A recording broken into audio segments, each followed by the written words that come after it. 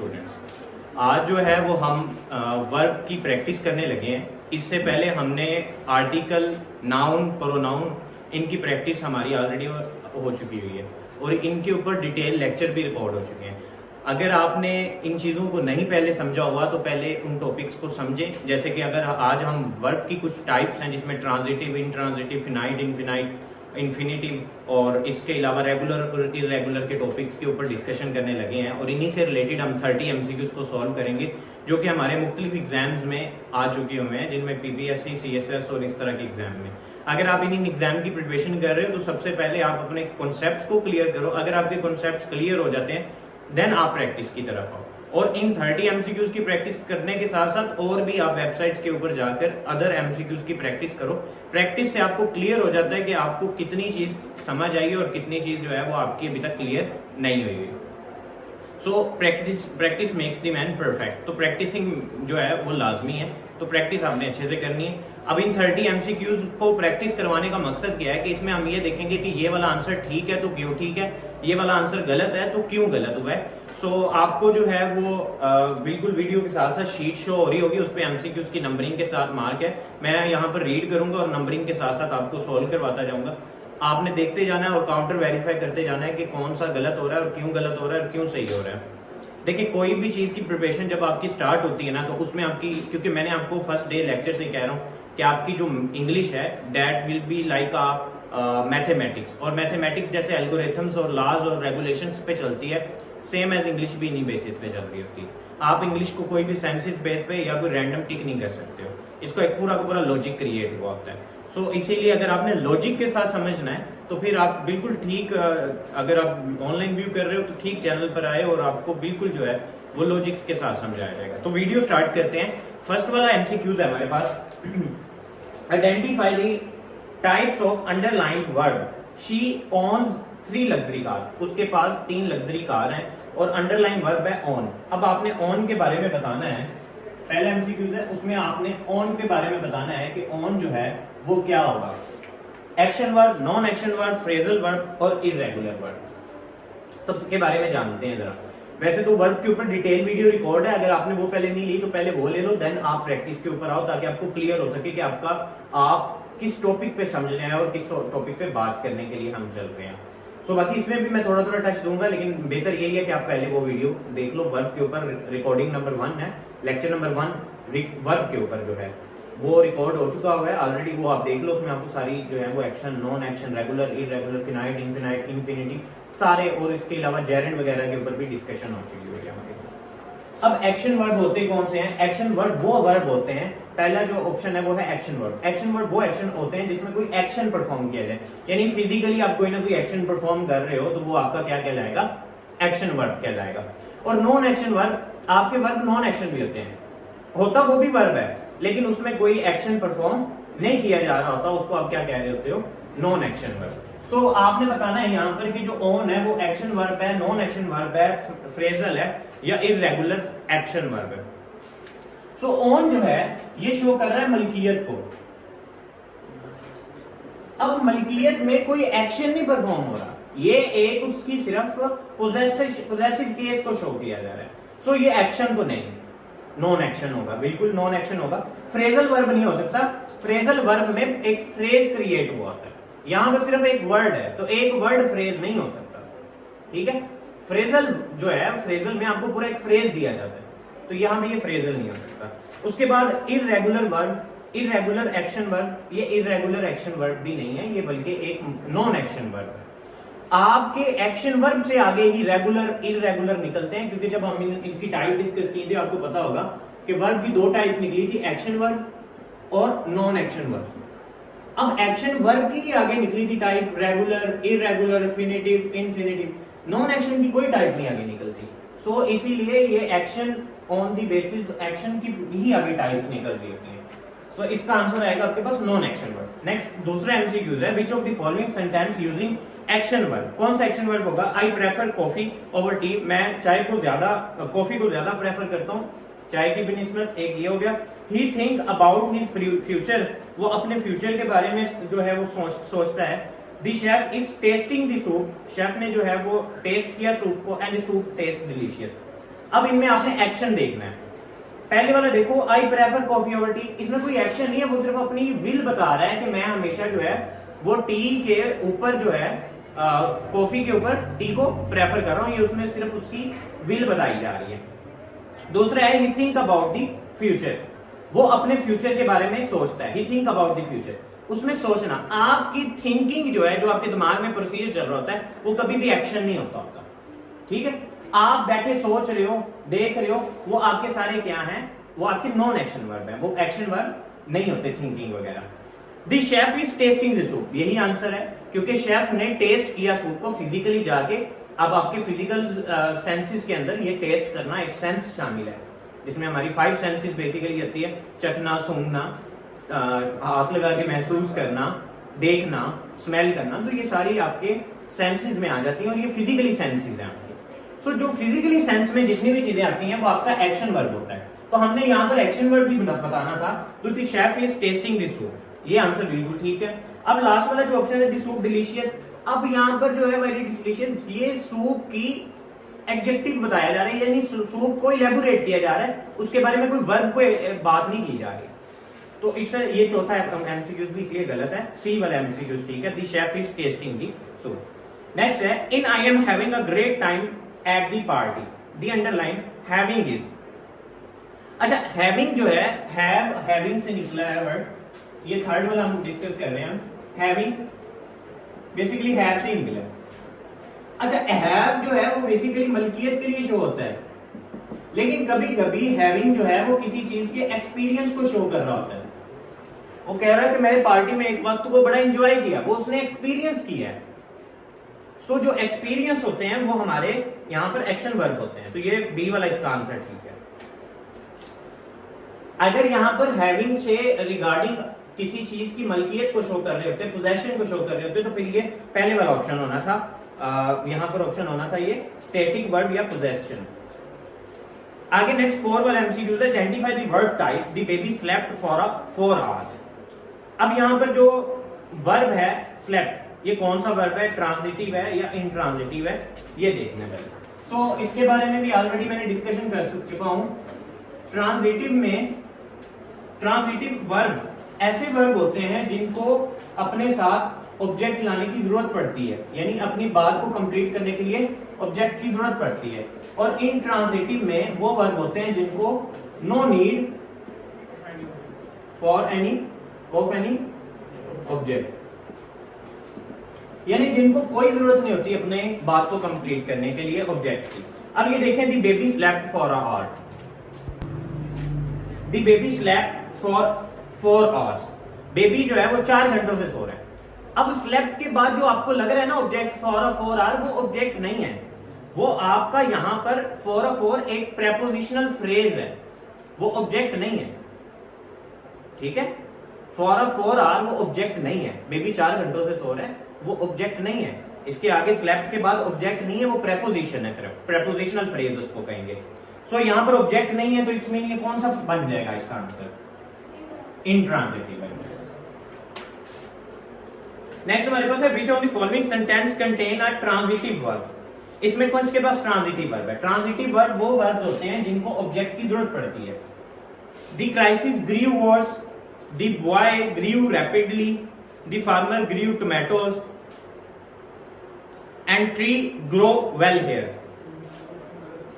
अब यहां पर जो ऑप्शन है वो सी वाला ठीक है। अब इसको ना जज करने का तरीकाकार मैं आपको बताता हूं। आपको कैसे पता चलेगा कि हमारे पास यहां पर ऑब्जेक्ट है भी कि नहीं है। आप यहां पर वट का यूज करो। कैसे कि what the farmer grow, farmer ने क्या ग्रो किया, टोमेटोज। एग्जैक्टली, फार्मर ने क्या ग्रो किया, टोमेटोज। आंसर मिला आपको। जब आपको एक सेंटेंस में आंसर मिल रहा हो तो उसको हम कहते हैं, ये वो लेके जाता है उसके तरफ ट्रांजिटिव की तरफ, यानी ये ऑब्जेक्ट को इंश्योर करता है। जब आप एक सेंटेंस में वट को लगाओ, ऐड करो कि फार्मर ने, वट दी फार्मर ग्रो, सो अब आपको आंसर मिलेगा टोमेटो। सो आपको आंसर मिल रहा है तो इट्स मीन ये ऑब्जेक्ट है, टोमेटो ऑब्जेक्ट है। यहां पर फार्मर ने क्या ग्रो किया, टोमेटो ग्रो किया। सो जिसको ऑब्जेक्ट की जरूरत पड़े वो हमारे पास ट्रांजिटिव है। अब आपके ज़हन में आ रहा होगा द क्राइसिस ग्रीव बोर्स, अब ये जो ग्रीव वॉर्स है, वॉर्स बैड की सुपरलेटिव डिग्री है। ये एक आप ये एक एडजेक्टिव और एडवर्ब की कैटेगरी में चला जाता है। Good, better, best, bad, worse, वॉस। सो ये कंपैरेटिव डिग्री में जा रहा है, तो इसमें यहां पे वर्स ऑब्जेक्ट नहीं है। इसी तरह द बॉय ग्रीव रैपिडली। अब ग्रीव रैपिडली, रैपिडली यहां पर एडवर्ब है, ऑब्जेक्ट नहीं है। ट्रांजिटिव वर्ब में हमें किस चीज की जरूरत होती है? ऑब्जेक्ट की। तो रैपिडली यहां पर क्या है? एडवर्ब के तौर पे काम आ रहा है, ऑब्जेक्ट तो नहीं ना है। सो जब आपको ऑब्जेक्ट की, आपको यहां पे ऑब्जेक्ट चाहिए क्योंकि आपने ट्रांजिटिव वर्ब को देखना है। इसी तरह ट्री ग्रो वेल हियर, यहां पर ट्री जो है वो अच्छे ग्रो कर रहे हैं, तो ये भी आपका जो है वो एक फ्रेजल वर्ब में आ जाएगा, कोई वर्ब नहीं है यहाँ पे, फ्रेज में आ जाएगा। सो दैट्स व्हाई ये आपने देख लेना यहाँ पर, ये आपका आंसर होगा द फार्मर ग्रीव टोमेटोज। इसको अगेन मैं रिपीट कर रहा हूँ, आपने यहाँ पर इसके साथ क्वेश्चन मार्क के फॉर्म में देखना है कि व्हाट द फार्मर ग्रो। अब अगर आपको आंसर मिल रहा है तो ये आपका चला जाएगा ट्रांजिटिव वर्ब के अंदर। नेक्स्ट हमारे पास है 7 वाला, identify the underline verb is want. Want क्या होगा यहां पर? अब वांट जो है यहां पर फिनाइट, इनफिनाइट के बारे में, इसके बारे में मैं ऑलरेडी बता चुका हूं, एक दफा फिर बता देता हूं। फिनाइट, फिनाइट वर्ब और इनफिनाइट। फिनाइट वो होते हैं जो कि टेंसेस को फॉलो करते हैं, टेंसेस के मुताबिक अपने आप को लेके आते हैं। हमारी टेंसेस के ऊपर भी एक डिटेल वीडियो रिकॉर्ड होगी, उसमें आपको पूरे सेशन में सीरीज की फॉर्म में टेंसेस करवाई जाएगी डिटेल के साथ, आप उसको चेक कर सकते हो। सो इनफिनाइट जो है वो टेंसेस को फॉलो नहीं करते। फिनाइट वर्ब टेंसेस को फॉलो करते हैं, इनफिनाइट टेंसेस को फॉलो नहीं करते। अब वांट जो है ये एक वर्ब है, और कौन सा वर्ब है? ये आपका एक्शन वर्ब है, और इसकी फॉर्म्स बनती हैं, और ये अपने आप को चेंज करता है अकॉर्डिंग टू सब्जेक्ट। सो ऐसा वर्ब अब ये सब्जेक्ट के मुताबिक चेंज करेगा, तो सब्जेक्ट के मुताबिक जो चेंजिंग करता है वो आपका फिनाइट वर्ब होता है, क्योंकि वो टेंसेस की कैटेगरी में चला जाता है। आप जब टेंसेस करोगे तो आप देखोगे कि हम जो है वो सिंगुलर के साथ एस का इजाफा करते हैं वर्ब में, प्लूरल के साथ एस का इजाफा नहीं करते। तो यानी कि यहाँ पर वर्ब जो है वो अपने आप को मॉडिफाई कर रहा है, अपने आप को चेंजिंग कर रहा है, वेरिएट कर रहा है अकॉर्डिंग टू सब्जेक्ट, यानी ये टेंसेस के रूल को फॉलो कर रहा है। तो वांट जो है वो टेंसेस के रूल्स को फॉलो करेगा, तो ये कौन से कैटेगरी में चला जाएगा? फिनाइट वर्ब की कैटेगरी में चला जाएगा। Again the sentence swimming is a great experience. अब यहां पे स्विमिंग क्या होगा सर? स्विमिंग क्या होगा यहां पर? Swimming is a great experience. MCQs number 7, 8 read करो जरा। In the sentence swimming is a great experience, swimming is a, swimming यहां पर क्या होगा? यहां पर जो नॉन फिनाइट, बिल्कुल एग्जैक्टली नॉन फिनाइट, और ये एक जेरेंड के तौर पे काम कर रहा है। स्विमिंग यहां पर कोई एक्शन नहीं परफॉर्म हो रहा, बल्कि स्विमिंग की एक क्वालिटी को रिप्रेजेंट किया जा रहा है, या फिर उसकी एक स्विमिंग उसको थोड़ा सा इलैबोरेट किया जा रहा है, कोई एक्शन नहीं हो रहा। सो ये हमारे पास जेरेंड आएगा। बाकी हमारी जेरेंड और प्रेजेंट पार्टिसिपल और पास्ट पार्टिसिपल के ऊपर एक डिटेल वीडियो रिकॉर्ड है, आपको इसी लिस्ट में मिल जाएगी, हमारी प्ले लिस्ट में। ऑलमोस्ट वो भी लेक्चर रही हमारा 10-12वां लेक्चर रिकॉर्ड हुआ था, और ये एक बड़ा कंफ्यूजिंग टॉपिक है। मैं आपसे लाजमी रिक्वेस्ट करूंगा अपने व्यूअर से कि अपने जो टॉपिक है जेरेंड, प्रेजेंट पार्टिसिपल और पास्ट पार्टिसिपल, इसको अच्छे से क्लियर करो, क्योंकि आपके जितने भी कॉम्पिटिटिव एग्जाम्स आते हैं, आगे 9th-10th में भी ये तो आता ही आता है, फर्स्ट ईयर सेकंड ईयर में भी आता है, आगे आगे एग्जाम जितने भी आते हैं उनमें जेरेंड और प्रेजेंट पार्टिसिपल और पास्ट पार्टिसिपल पे इतने ज्यादा क्वेश्चन आते हैं। रीजन क्या है? क्योंकि ये एक कॉम्प्लिकेटेड टॉपिक है। आपका वर्ब कभी कभी नाउन के तौर पे काम करना शुरू कर देता है, जैसे स्विमिंग। यहाँ पर जो आपको स्विमिंग का वर्ड मिलेगा वो यहाँ पर एक्ट एज अ वर्ब के तौर पे, नाउन के तौर पे काम कर रहा है। सो नाउन के तौर पे जो काम करेगा वो आपका जेरेंड चला जाएगा। सो इसके ऊपर एक डिटेल वीडियो रिकॉर्ड है, 10-12 मिनट 15 मिनट की ऑलमोस्ट वीडियो है, वो लाजमी चेक करो, उसको लाजमी सीखो, क्योंकि ये एक ऐसा टॉपिक है जो कि आपके हर एग्जाम में आने ही आना है। सो द नेक्स्ट इज, सो यहाँ मेरे हमारे पास ये जेरेंड में कैटेगरी में चला जाएगा, क्योंकि ये नाउन को इलैबोरेट कर रहा है। नेक्स्ट है identify the non finite verb having the broken window the boy run away. अब नॉन फिनाइट आपने देखना है, यानी कि यहाँ पर कोई टेंसेस को फॉलो ना करे, तो जो टेंसेस को फॉलो नहीं करेगा वो होगा हैविंग ब्रोकन, ऑप्शन नंबर 3। क्यों? रैन, रैन जो है ये भी आपके क्या कर रहा होता है? फॉलो कर रहा होता है, टेंसेस को फॉलो कर रहा होता है। रन में आप ये देखो रन रैन रन्स भी होता है, ये डिपेंड करता है अपने सब्जेक्ट के ऊपर, यानी ये तो हो जाएगा फिनाइट की कैटेगरी में। अवे जो यहाँ पर यूज हुआ है वो आपका एक्ट एज अ एडवर्ब के तौर पे काम करेगा। उसके बाद जो विंडो है ये एक नाउन के तौर पे काम करेगी, ये वर्ब नहीं है, विंडो एक नाउन है। तो हमारे पास हैविंग ब्रोकन जो बचा है, जो हैविंग ब्रोकन है वो नॉन फिनाइट है, यानी इसके अंदर आप चेंजिंग करोगे भी तो आपके कोई भी वर्ब के ऊपर चेंजिंग नहीं आएगी, कोई भी सब्जेक्ट के ऊपर चेंजिंग करने से इसके ऊपर कोई फर्क नहीं पड़ेगा, क्योंकि ये नॉन फिनाइट है। नेक्स्ट हमारे पास है choose the correct past tense. Past tense में हमने चूज करना है और पास्ट पार्टिसिपल। अब फ्लाई का हमने सेकंड और थर्ड फॉर्म देखनी है, तो फ्लाई की सेकंड फॉर्म क्या होगी? फ्ल्यू और फ्लॉन। ये बाकी आप जो है वो अपनी वर्ब की जितनी भी फॉर्म्स है उसको लाजमी रीड करो, ये आपके एक वैकेब में ही आ जाता है। सो ऑप्शन नंबर बी आपका ठीक है, फ्ल्यू एंड फ्लॉन।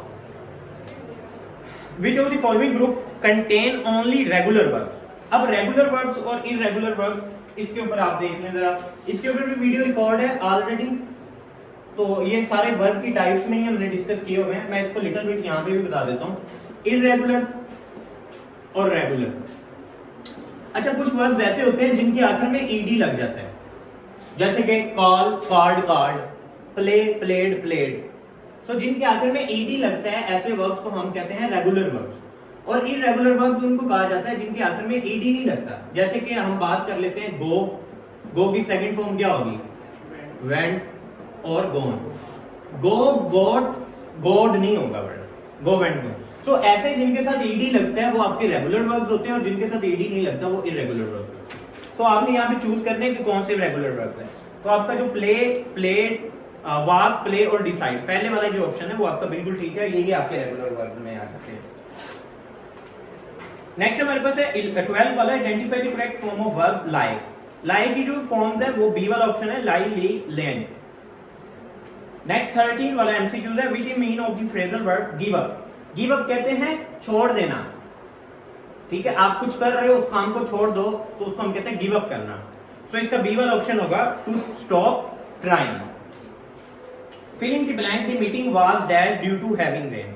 अब मीटिंग कैंसिल हो गई, तो इसके लिए हम कहेंगे वर्ड जो बेसिक यूज होता है एक प्रॉपर फॉर्म, वो यूज होती है आपकी कॉल्ड ऑफ। कॉल्ड ऑफ आपका यहाँ पर यूज होगा 14 एमसीक्यूज में, the meeting was called off due to having rain. आगे नेक्स्ट हमारे पास है 15 वाला एमसीक्यूज।